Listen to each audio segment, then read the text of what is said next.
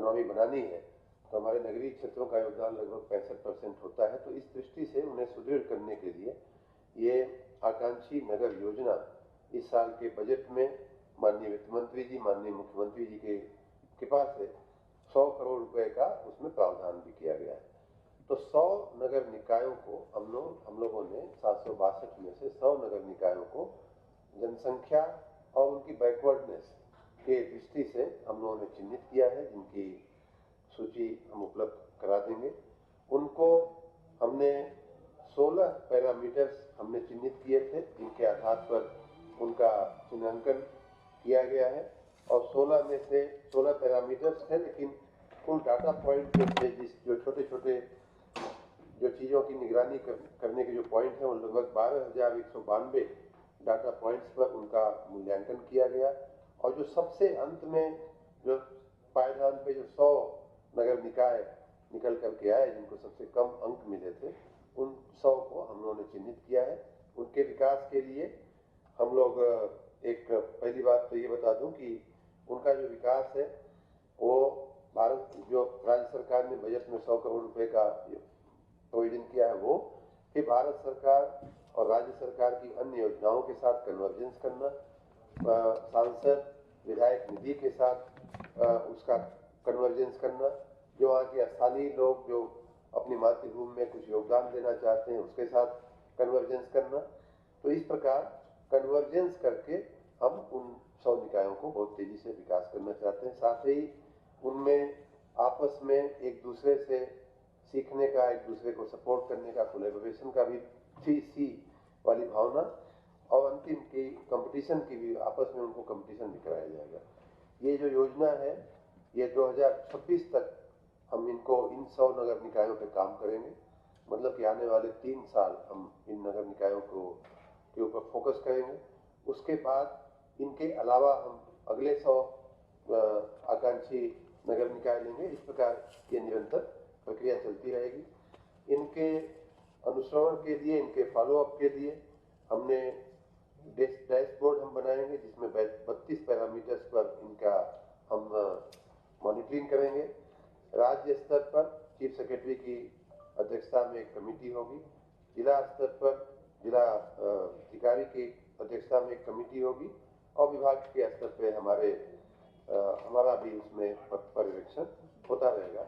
एक और खास बात इस योजना की ये है कि हम 100 नौजवान टैलेंटेड लड़कों लड़कियों को हम लोग सीएम फेलो के रूप में नियुक्त करके और उन्हें हम इन 100 नगर निकायों के देखरेख के लिए लगाएंगे, जिससे कि वो किसी की से शरण में आए बिना इंडिपेंडेंट होकर के सरकार को रिपोर्टिंग भी करें और वहाँ उनके टैलेंट का योगदान भी हो।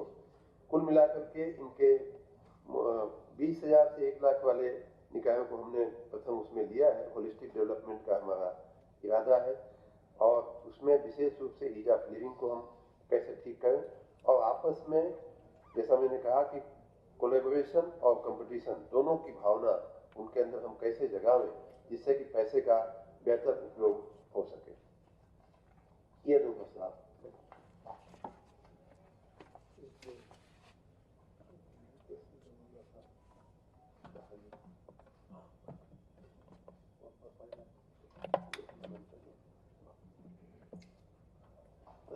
बहुत बहुत धन्यवाद शर्मा जी।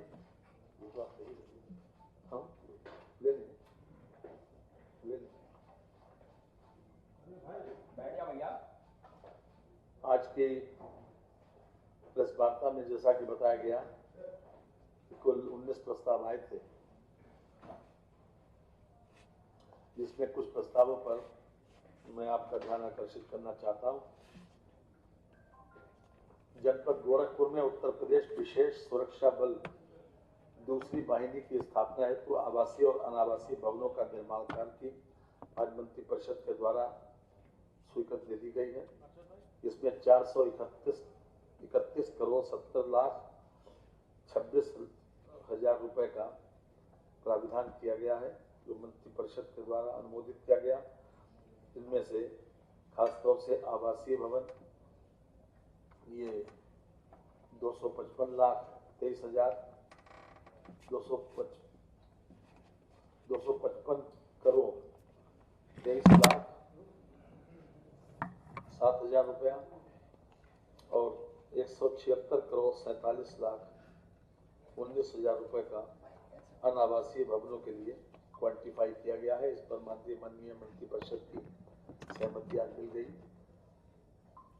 साथ ही साथ इसी क्रम में एक पीएससी वाहिनी की स्थापना के लिए भी आवासीय और अनावासीय भवनों के निर्माण की व्यवस्था शामली में की गई है।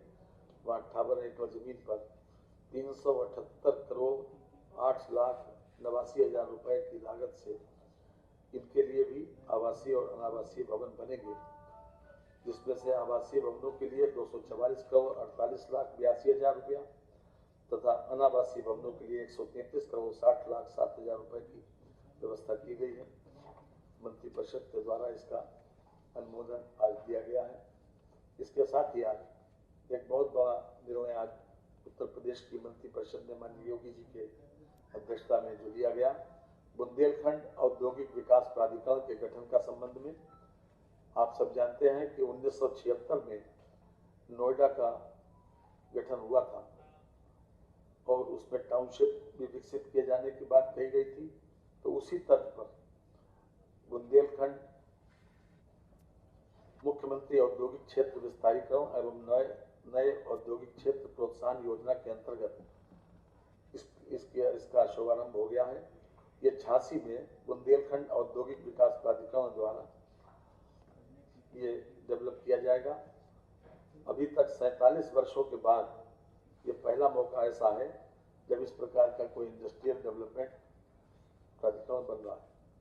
इसमें 33 राजस्व गांव को 35,000 एकड़ जमीन ली जा रही है, जिसकी कीमत लगभग 6,312 करोड़ रुपए है। इसके लिए 5,000 करोड़ रुपए की व्यवस्था पिछले वर्ष मार्च में की गई थी, यानी 22-23 में, और इस वर्ष भी इसके लिए पैसे की व्यवस्था की जा रही है। इसमें 8,000 एकड़ भूमि जो है वो ग्राम समाज की है। तो ये अपने आप में एक बहुत बड़ा निर्णय है। मैं समझता हूँ कि पूरा झांसी के आसपास का जितना एरिया है वो बहुत बड़े पैमाने पर इसके माध्यम से डेवलप हो जाएगा। ये टोटल 14,000 हेक्टेयर जमीन पर ये बनेगा। झांसी, जैसा कि हम जानते हैं कि रेलवे की कनेक्टिविटी का एक बहुत बड़ा सेंटर है और ये जमीन जो है झांसी ललितपुर मार्ग पर, झांसी ग्वालियर मार्ग पर जो है वो दी जा रही है। अभी झांसी में एक नया एयरपोर्ट भी बनना प्रस्तावित है। साथ ही साथ जो हमने बुंदेलखंड एक्सप्रेस वे बनाया है, तो प्रस्तावित जो भूमि है इसमें जनपद झांसी से गुजरने वाले राष्ट्रीय राजमार्ग के माध्यम से देश के कई प्रमुख शहरों से अच्छी तरह से जुड़ी है। प्रस्तावित भूमि राष्ट्रीय राजमार्ग 27 के माध्यम से जालान जनपद से गुजरने वाली बुंदेलखंड एक्सप्रेस वे से जोड़कर प्रदेश व देश के अन्य शहरों में बुंदेलखंड क्षेत्र से जोड़ने से औद्योगिक विकास की प्रबल संभावना है।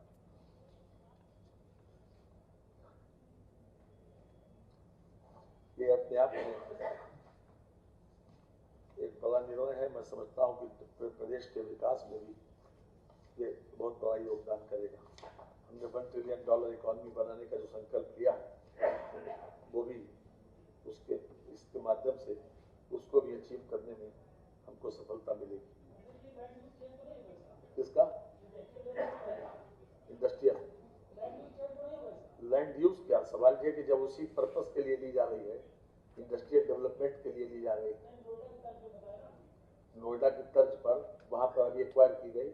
अभी तो लैंड यूज वैसे है कृषि वाला, लेकिन ये कि उसमें इंडस्ट्रियल डेवलपमेंट के लिए किया जा रहा है, उसमें वो सारी व्यवस्था होगी, टाउनशिप भी होगी। आज पर्यटन विभाग के द्वारा भी जो पहले भी हमने जो घाटे में चल रहे थे निगम, उनको पीपीपी मॉडल के ऊपर डेवलप करके जनता की सुविधा के लिए खोले गए हैं। इनमें से 5 का फाइनल आज हो गया, जिसमें गोकुल रेस्टोरेंट मथुरा, बिठूर कानपुर, नरोरा जनपद बुलंदशहर, संकिसा जनपद फर्रुखाबाद, देवबली जनपद औरैया, इन पांचों की आज बिडों को मंत्रिपरिषद की सहमति मिल गई है। ये 2 साल निर्माण के लिए और 30 साल के लिए ये दिए जा रहे हैं पीपीपी मॉडल पर। इसके साथ ही उनको ये भी सुविधा प्राप्त होगी कि अगर वो चाहें तो इसको 30 साल के बाद छोड़ भी सकते हैं, या फिर 2 बार तक इसका रिन्यूअल हो सकता है, 30-30 साल के लिए 2 बार। इसके साथ ही जो 7 और हैं उनको भी आज मंत्रिपरिषद ने आगे इस बात के लिए सहमत दे दी है कि इसको भी बिड पर दिए जा सकते हैं। ये राही पर्यटक आवास गृह शोरूम एटा, राही पर्यटक आवास गृह कांधला शामली, राही पर्यटक आवास गृह खुर्जा बुलंदशहर, राही पर्यटक आवास गृह मुंशीगंज अमेठी, राही पर्यटक आवास गृह देवा शरीफ बाराबंकी, राही पर्यटक आवास गृह हरगांव सीतापुर, राही पर्यटक आवास गृह पटना पश्चिम बिहार एटा, इन 7 को भी इसी तर्ज के ऊपर पीपीपी मॉडल के ऊपर डेवलप करके जनता के लिए समर्पित किए जाएंगे। इसके अतिरिक्त भी अयोध्या में भी जनपद अयोध्या में टूरिस्ट फैसिलिटेशन सेंटर, अयोध्या की RFQ की प्रकाशित ई निविदा के सापेक्ष शॉर्टलिस्टेड निविदाकर्ताओं बिडर्स के मध्य जारी RFP के सापेक्ष प्राप्त परीक्षाओं की समाहित करते हुए सार्वजनिक निजी सहभागिता निविदा मूल्यांकन समिति द्वारा अंतिमीकृत RFP प्रपत्रों पर मंत्रिपरिषद का अनुमोदन प्राप्त किया गया है। इसके अलावा जो 7 के अलावा एक अयोध्या भी है जिसको भी इसी तर्ज के ऊपर पीपीपी मॉडल के ऊपर संचालित करने का निर्णय मंत्रिपरिषद के द्वारा लिया गया।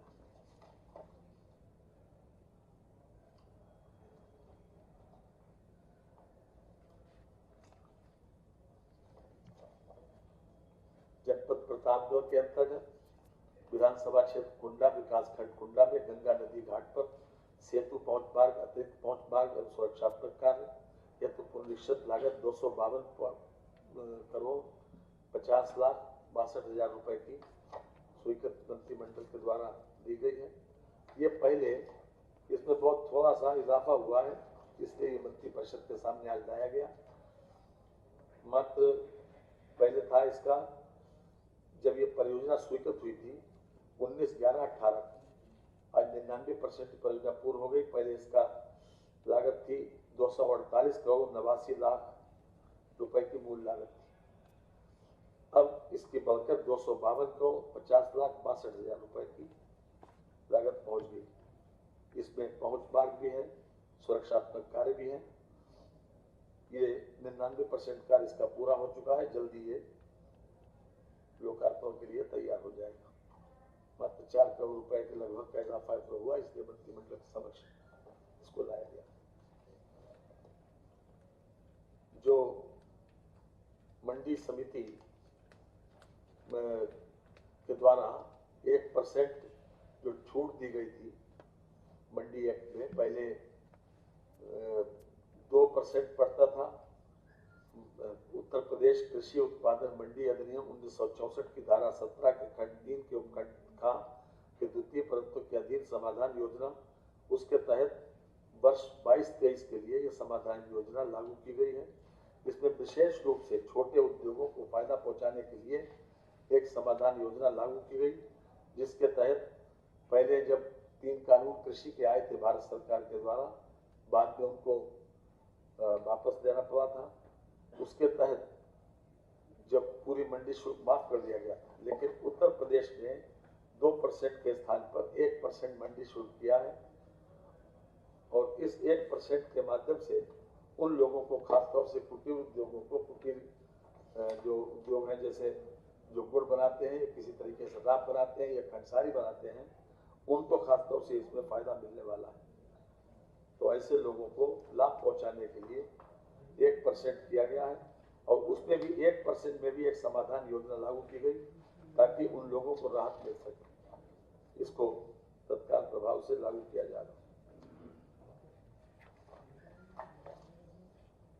आगरा एयरपोर्ट पर सिविल इनक्लेव के विकास के लिए तौर से हमने 92 एकड़ जमीन उसका एक्सपेंशन करने के लिए ली जा रही है कि एडिशनल सिविल इनक्लेव बनाने के लिए अभी आगरा से 4 स्थानों के लिए फ्लाइट है, भोपाल, लखनऊ, मुंबई और मंगलौर।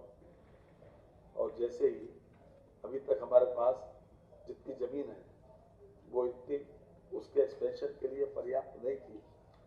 जो अभी तक असेसमेंट हुआ है वो ये है कि लगातार हमारे जो टूरिस्ट हैं आवागमन करने वाले आगरा में वो लगातार बढ़ने की संभावना उनकी है। वर्ष 22-23 में जो यात्री का आवागमन हुआ वो 1.3 लाख रहा, जो वर्ष 2040 तक 14 लाख, 2050 तक 30 लाख होने की संभावना है। इस दृष्टि से यह महसूस किया गया कि इसका एक्सपेंशन होना जरूरी है, तो एक्सपेंशन के लिए हमने 92 एकड़ जमीन जिसकी कीमत लगभग 123 करोड़ रुपए है वो ली जा रही है। इसको मंत्रिमंडल के द्वारा आज इसमें सहमति दे दी गई। मंत्रिमंडल ने इसको अनुमोदित कर दिया इस प्रस्ताव को। इसके अतिरिक्त अभी तक पुलिस बल में आरक्षी और मुख्य आरक्षी यानी कांस्टेबल और हेड कांस्टेबल को अभी तक साइकिल भत्ता 200 रुपए दिया जाता था, अब उसको बढ़ाकर 500 रुपए कर दिया गया।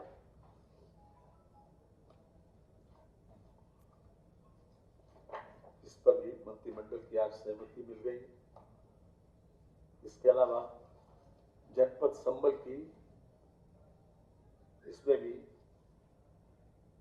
अभी तक संबल में पुलिस लाइन की व्यवस्था नहीं थी, तो पुलिस लाइन की व्यवस्था, आवासीय और अनावासीय भवनों का निर्माण, इसके लिए भी आज मंत्रिमंडल के द्वारा सहमति दे दी गई, जिसमें 372 करोड़ 17,47,000 रुपए की स्वीकृति मंत्रिमंडल के द्वारा दे दी गई। जनपद औरैया 1997 में यह जनपद बना था, लेकिन अभी तक पुलिस लाइन की व्यवस्था नहीं थी। जनपद औरैया में भी आज पुलिस लाइन के लिए आवासीय और अनावासीय भवनों के लिए, और खास तौर से मुख्यमंत्री जी ने इसमें यह भी कहा है कि इनमें 3 चीजों की व्यवस्था और होगी कि जो एक तो पुलिस लाइन में एक शहीद स्मारक, एक म्यूजियम और एक पार्क की व्यवस्था, ट्रैफिक पार्क। ये अपने आप में जो प्रस्ताव आया था उसमें ऐड किया गया खास तौर से,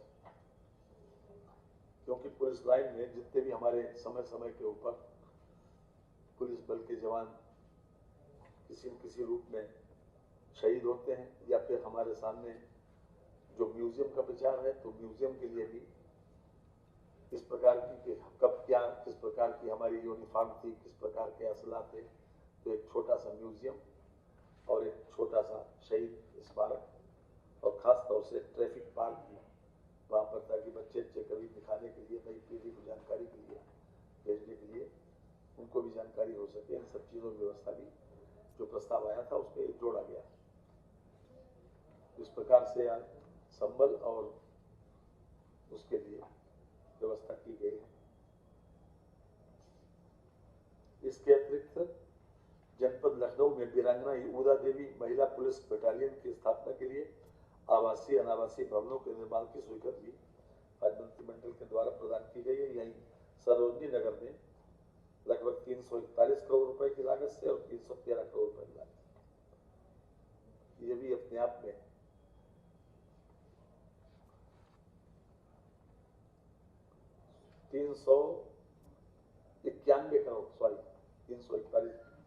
शब्दों में थोड़ा सा 9 है, 391 करोड़ 56,10,000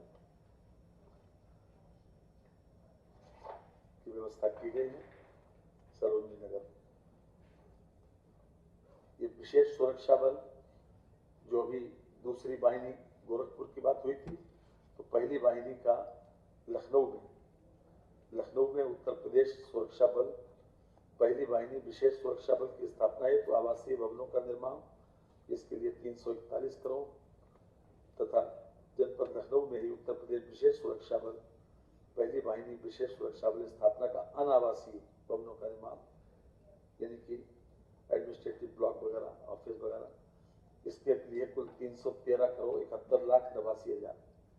दोनों मिलाकर जो पहली वाहिनी के ऊपर जो खर्चा आएगा आवासीय और अनावासीय के लिए वो 655 करोड़ 41,98,000 मंत्रिमंडल के द्वारा इसको सहमति प्रदान की जी। महिला बटालियन तो नहीं होगी, विशेष सुरक्षा बल वर्तमान चुनौतियों का सामना करने के लिए जनपद लखनऊ की सुरक्षा व्यवस्था बढ़ाए जाने के दृष्टिगत जनपद लखनऊ में उत्तर प्रदेश विशेष सुरक्षा बल पहली वाहिनी विशेष सुरक्षा बल की स्थापना के लिए आवासीय अनावासीय भवनों का निर्माण किया जा रहा है। विशेष पहली वाहिनी विशेष सुरक्षा बल की न्याय स्थापना के लिए व्यवस्था की गई। ये लोक निर्माण विभाग द्वारा व्यवस्था करवाई। 655 करोड़ 41,98,000 आवासीय और अनावासीय के लिए, ठीक है। ये उन्नाव में राज्य अग्निशमन प्रशिक्षण महाविद्यालय, अभी तक इनके कोई प्रशिक्षण की व्यवस्था नहीं थी, तो उन्नाव में विशेष रूप से इनके लिए व्यवस्था की जा रही है कि 434 करोड़ 2,86,000 रुपए ये दोस्ती नगर जनपद उन्नाव में कुल 67.32 एकड़ भूमि पर ये अग्निशमन प्रशिक्षण महाविद्यालय का निर्माण होने जा रहा है। इसके लिए मंत्रिमंडल के द्वारा आज सहमति दी गई। इसके साथ ही आज धान क्रय की नई पॉलिसी भी आ गई। पिछले वर्ष के मुकाबले में यानी 2023-24 के लिए खरीफ विपणन वर्ष 2023-24 में मूल्य समर्थन योजना जो आज घोषित की है मंत्रिपरिषद के द्वारा, उसमें कॉमन श्रेणी का ध्यान 2183 रुपए क्विंटल, पिछले वर्ष था 2040 रुपए प्रति क्विंटल, यानी कॉमन श्रेणी का दाम, इसमें 143 रुपए प्रति क्विंटल का इजाफा किया गया। और ग्रेड ए यानी विशेष धान, जो क्वालिटी वाला धान है, हाई क्वालिटी वाला बासमती वगैरह, उसके लिए पिछले वर्ष था 2060 रुपए प्रति क्विंटल, उसमें भी 143 रुपए की वृद्धि की गई है। ये अब 2203 रुपए प्रति क्विंटल का दाम उन लोगों को मिलेगा जो लोग इसमें सप्लाई करें। 1 अक्टूबर 2023 से 31 जनवरी 2024 तक ये धान खरीद की योजना लागू रहेगी और सुबह 9 बजे से शाम को 5 बजे तक लगभग 4000 अभी तक क्रय केंद्र स्थापित करने की योजना है। आवश्यकता अनुसार इसको बढ़ाए भी जा सकते हैं और 70 लाख मीट्रिक टन का हमारा लक्ष्य। बहुत बहुत धन्यवाद, नमस्कार। हाँ जी, मैंने बता दिए थे आपको 19 मंत्रिमंडल के द्वारा आज दी गई।